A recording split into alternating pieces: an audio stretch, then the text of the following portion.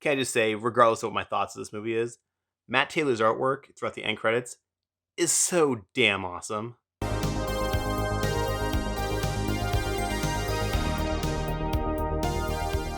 Greetings, programs. I had the opportunity to watch the movie Scoob this week, which just hit VOD streaming. It, like a lot of movies, had a theatrical run, but because of the coronavirus, it's now available to stream on platforms such as Vudu, Amazon Prime. And I went into this as a big Scooby-Doo fan, especially of the original cartoons from the 60s and the 70s.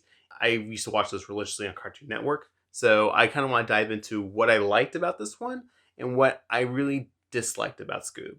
So let's jump into it. First thing I noticed right off the bat was the amount of care that went into the franchise and the amount of callbacks throughout the entire film.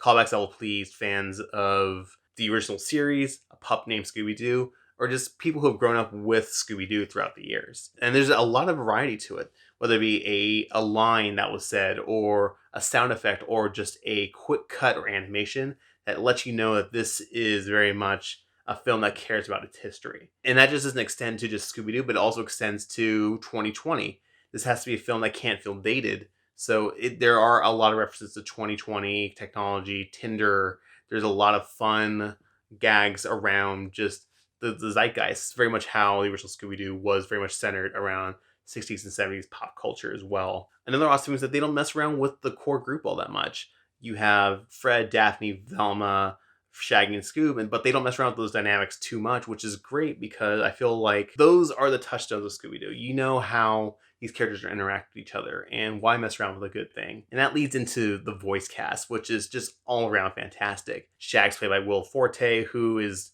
so dead on as Shaggy. The big standout is Mark Whalberg as Blue Falcon and Ken Jeong as Dynamite, and then they're dynamic with each other. This is the comedy duo I didn't know I needed in my life. He steals almost every single line of dialogue that he has, and I think he is fantastic. But the main thing for sure is that the movie's just consistently funny, and I was smiling and laughing throughout, and then the themes of just friendship are just very much the core. There's a lot of heart to this film, and it touches upon, what it means to be friends and what your role in your group of friends means to not just you, but also to your friends as well, even though you feel like your role is devalued at some points. So there's definitely lots of love, and the colors are bright, and the animation is very vibrant, but there's also some issues I have with this movie, and at its core, it fundamentally does not feel like a Scooby-Doo movie.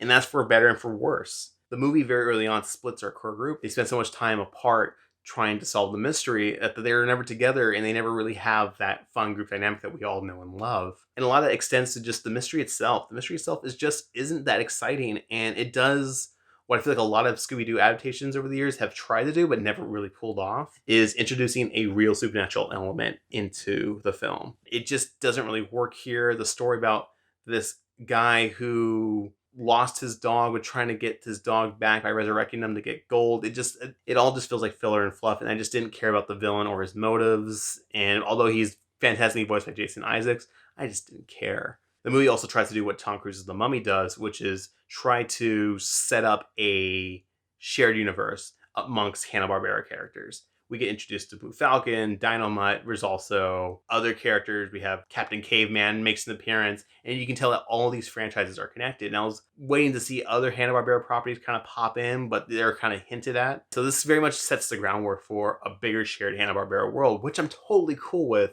But you can feel that at a certain point, the movie stops dead in its tracks to try to introduce characters that don't necessarily service the story. Which carries back to the main problem with the film, is that I feel like it just doesn't feel like a Scooby-Doo movie. It doesn't have that core mystery element, and it completely just misses the bar on that. So overall, I'm mixed because I actually enjoyed it. I was having a lot of fun with it. It was a quick 90 minutes, and I was laughing throughout, so there's something that has to be said about that. But as a fan of the franchise, I also feel like it didn't hit the check marks it needed to be a proper Scooby-Doo movie, and it completely misses the mark.